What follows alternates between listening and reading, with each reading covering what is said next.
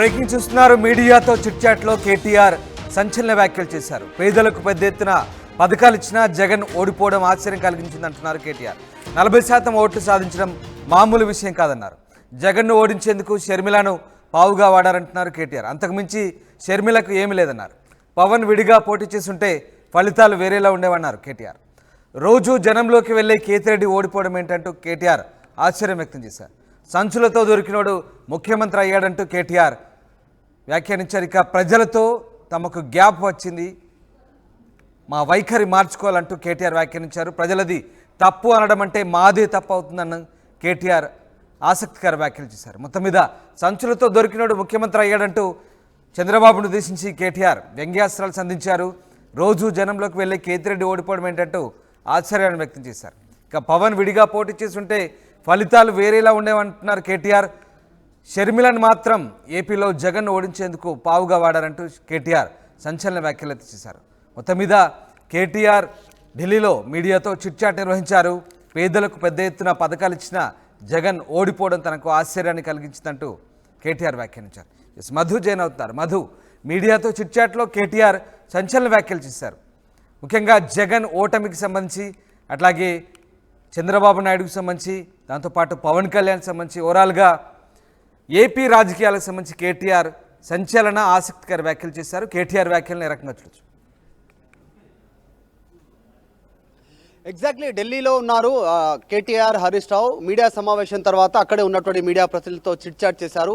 దాంట్లో భాగంగా నిజంగానే కొన్ని కీలకమైనటువంటి స్టేట్మెంట్ చేశారు. గతంలో 2023 జరిగినటువంటి అసెంబ్లీ ఎన్నికల్లో ఓటమి, పార్లమెంట్కి సంబంధించినటువంటి ఒక్క సీటు కూడా రాకపోవడము, తర్వాత తదితర జరుగుతున్న పరిణామాలు, వరుసగా ఎమ్మెల్యేలు పార్టీని వీడుతుండడము, వీటన్నిటికీ సంబంధించినటువంటి విషయంలో సంచలన వ్యాఖ్యలు చేశారు కేటీఆర్. ప్రజలకు మాకు గ్యాప్ వచ్చిన మాట వాస్తవం అనేటువంటిది కేటీఆర్ అంగీకరించారు.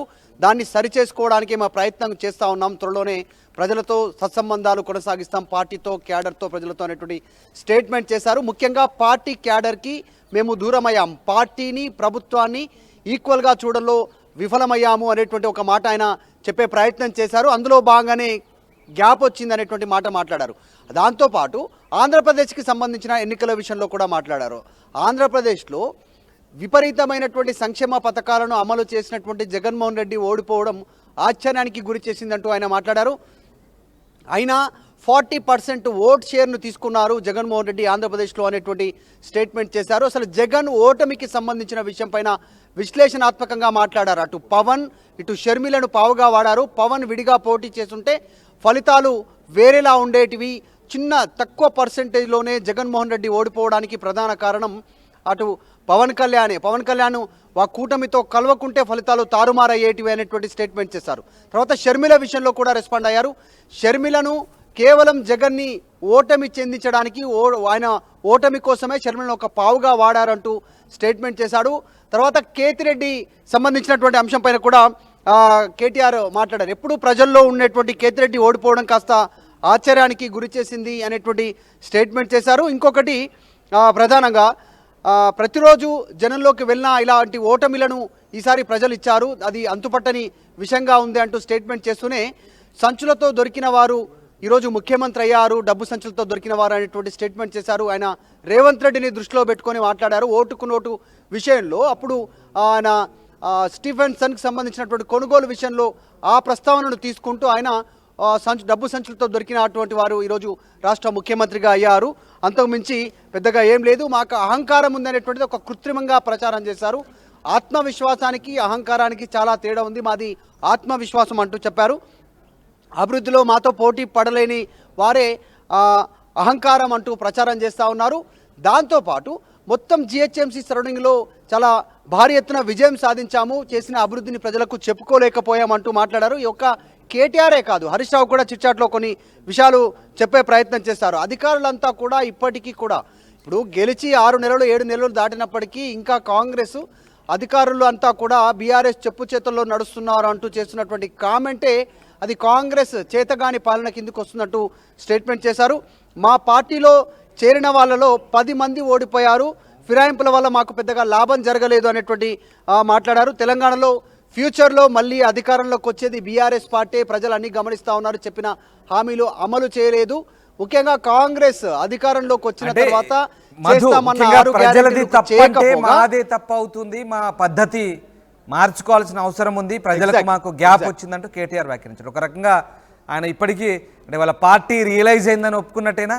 అలాగే సంచులతో దొరికిన వాళ్ళు ముఖ్యమంత్రి అయ్యారంటూ ఆయన వ్యాఖ్యానించినప్పుడు రేవంత్ రెడ్డిని ఉద్దేశించి అదే కేసులో అటు చంద్రబాబు కూడా ఉన్నారు. ఇద్దరికీ ఆ మాట తగిలేలా మాట్లాడినట్టు అనుకోవచ్చు.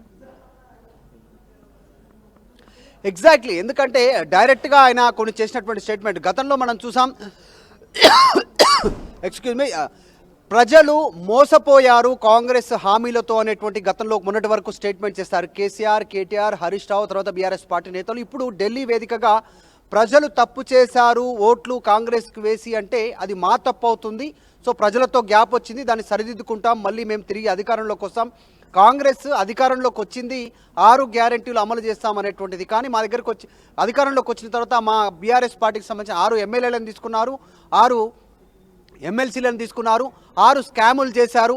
సో ఈ రకంగా మాట్లాడుతూ ఉన్నారు బీఆర్ఎస్ పార్టీ నేతలు. దాన్నే ఈయన కేటీఆర్ ఈరోజు ఉటంకిస్తూ ఢిల్లీలో చిట్చాట్లో భాగంగా చెప్పే ప్రయత్నం చేశారు. దాంతోపాటు ముఖ్యంగా డబ్బు సంచులతో దొరికినటువంటి వారు ముఖ్యమంత్రి అయ్యారు, రాష్ట్ర ముఖ్యమంత్రి అనేటువంటి స్టేట్మెంట్ నిజంగానే ఇద్దరికి తగిలేటువంటి సిచ్యువేషన్ ఉంది. ఇప్పుడు ఓటుకు నోటు కేసులో స్టీఫెన్సన్, అప్పుడు ఆంగ్లో ఇండియన్కి సంబంధించినటువంటి ఎమ్మెల్యే ఎవరైతే ఉన్నారో నామినేటెడ్ ఎమ్మెల్యే, ఆయన కొనుగోలుకు సంబంధించిన వ్యవహారంలో రేవంత్ రెడ్డి కెమెరాల ముందు అడ్డంగా దొరికారనేటువంటి విషయాన్ని ఆయన ప్రస్తావిస్తూనే ఆయనే ముఖ్యమంత్రి అయ్యారంటూ డైరెక్ట్గా రేవంత్ రెడ్డిని ఆయన టార్గెట్ చేస్తూ కేటీఆర్ ఢిల్లీలో చిట్చాట్లో భాగంగా మీడియా ప్రతినిధులతో మాట్లాడారు. అటు ఆంధ్రప్రదేశ్లో కూడా అదే కేసులో ఉన్నటువంటి చంద్రబాబు నాయుడు ముఖ్యమంత్రి అయినటువంటి సిచ్యువేషన్ ఉంది. సో ఇద్దరిని టార్గెట్గా ఆయన మాట్లాడారు.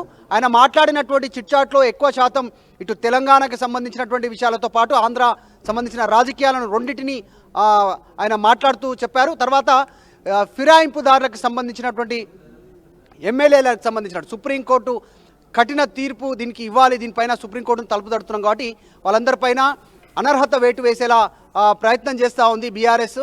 సో వారందరూ అనర్హత వేటు పడక తప్పదు అంటూ కూడా ఆయన స్టేట్మెంట్ చేశారు. సో మొత్తానికైతే ప్రజలతో గ్యాప్ వచ్చింది, పార్టీ మారి అంటే మేము కాంగ్రెస్ నుంచి తీసుకున్నటువంటి ఎమ్మెల్యేల ఫిరాయింపు విషయంలో మాకు పెద్దగా లాభం జరగబోగా నష్టం జరిగిందనేటువంటి విషయాన్ని కేటీఆర్, హరీష్ రావు ఒప్పుకున్నట్టుగా తెలుస్తూ ఉంది. Right, yes, thanks for the update Madhu. మొత్తం మీద కేటీఆర్ సంచలన వ్యాఖ్యలు చేశారు. పేదలకు పెద్ద ఎత్తున పథకాలు ఇచ్చిన జగన్ ఓడిపోవడం ఆశ్చర్యాన్ని కలిగించిందన్న కేటీఆర్ 40% ఓట్లు సాధించడం మామూలు విషయం కాదన్నారు. అయితే జగన్ ఓడించేందుకు షర్మిలను ఏపీలో పావుగా వాడారని, అంతకుమించి షర్మిలకు ఏం లేదన్నారు. పవన్ విడిగా పోటీ చేస్తుంటే ఫలితాలు వేరేలా ఉండేవని కేటీఆర్ వ్యాఖ్యానించారు. రోజు జనంలోకి వెళ్లే కేతిరెడ్డి కూడా ఓడిపోవడం ఆశ్చర్యాన్ని కలిగించిందన్నారు. మొత్తం మీద తెలంగాణకు సంబంధించి కూడా ఆయన ఆసక్తికర వ్యాఖ్యలు చేశారు. డబ్బు సంచులతో దొరికిన వ్యక్తి ముఖ్యమంత్రి అయ్యాడని, ఇక ప్రజలను తప్పుపడితే తామే తప్పులో ఇరుక్కుంటామని, ఇకనైనా తమ ధోరణి మార్చుకోవాల్సిన అవసరం ఉందని, ప్రజలతో గ్యాప్ వచ్చిన మాట వాస్తవం అంటూ కేటీఆర్ ఒప్పుకున్నారు. ఇటు ఎమ్మెల్యేల ఫిరాయింపుకు సంబంధించి కూడా కేటీఆర్ వ్యాఖ్యలు చేశారు. బీజేపీ, కాంగ్రెస్లను తప్పట్టారు. కేటీఆర్ ఢిల్లీలో మీడియా ప్రతినిధులతో చిట్చాట్ సందర్భంగా ఈ సంచలనకర ఆసక్తికర వ్యాఖ్యలు చేశారు.